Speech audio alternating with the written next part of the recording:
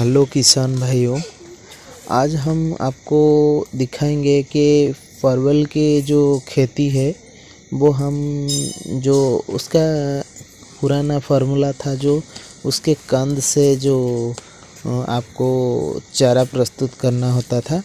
तो आज एक नई टेक्नोलॉजी आ गई है, जो परवल के जो टहनी है, जो लता होती है, उसको आप काट के उससे आप कैसे उसको चारा उससे प्रस्तुत कर सकते हो। तो इसके लिए मैंने आपको एक वीडियो बनाया है। तो पहले क्या करना है कि इसके परवल के टहनियों को काट के ले आना है। और ये देखिए, एक हार्मोन है जो बाज़ार में मिल जाएगा रूट हार्मोन के नाम पर। तो ये 100 ग्राम से आपको 40 रुपये तक आ जाता है। तो पहले इसको ख़रीद लाना है आपको। और देखिए, ये इसे लगाने से आपके जो परवल के जो जड़ होता है, जो उससे वो ठीक से उगता है और जल्दी से जल्दी 7 से 8 दिनों में इसमें जो अंकुरित हो जाता है, जो उसके टहनियों से। तो इसे आप ले आना है। और परवल के कुछ लता को आप काट के ऐसे जो ले आना है। और इसे मिट्टी को आप क्या करेंगे, पहले मिट्टी और खाद को मिक्स करके उसको पूरा धूल मिट्टी होना चाहिए और उसको मिक्स कर देंगे। उसके बाद इस देखिए, हमने जो ग्लास को यूज किया है। ग्लास को यूज करने का एक कारण है कि आपको कम से कम रुपए में हो जाएगा, क्योंकि 50 पीस ग्लास में हमको 25 रुपये में मिल जाता है। अगर आप जो पॉलीथीन लाएंगे, तो पॉलीथीन क्या होता है कि वो कम वेट में आपको मिलेगा। तो पहले आप इस खाद को मिला दीजिए, उसके बाद उस ग्लास में आप भर लेंगे। देखिए, ये जो हार्मोन है, और इस ग्लास में हम मिट्टी को भर लेंगे, उसे थोड़ा जाम कर लेंगे इसे हिलाकर।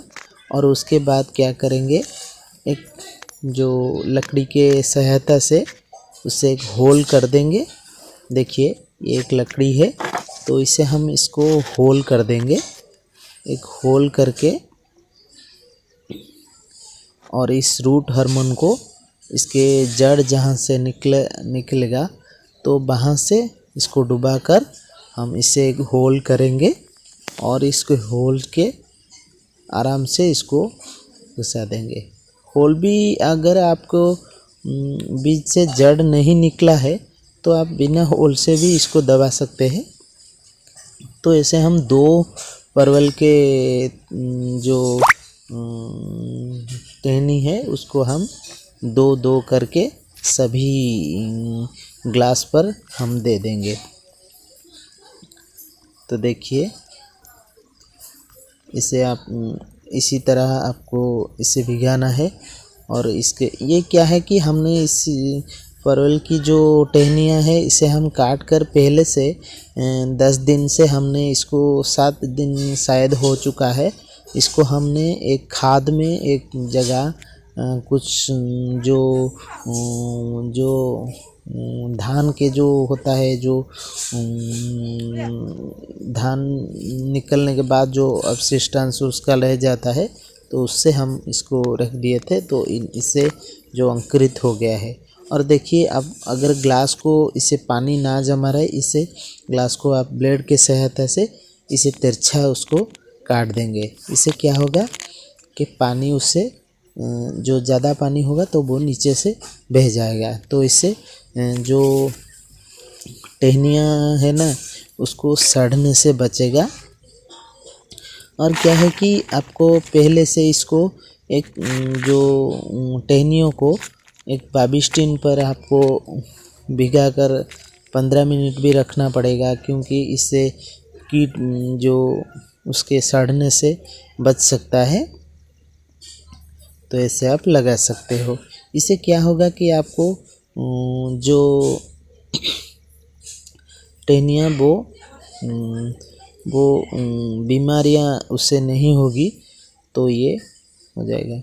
अगर हम इसे लगा देंगे, फिर से हम आपको एक और वीडियो बनाएंगे और आपको दिखाएंगे कि ये अंकुरित हुआ या नहीं, क्योंकि ये तो हमारा बहुत पहले से हमने इसको जो एक जगह से हमने उसको रखा था, तो इससे थोड़ा थोड़ा उसका जो बीज जो साइड से वो अंकुरित हो गया है।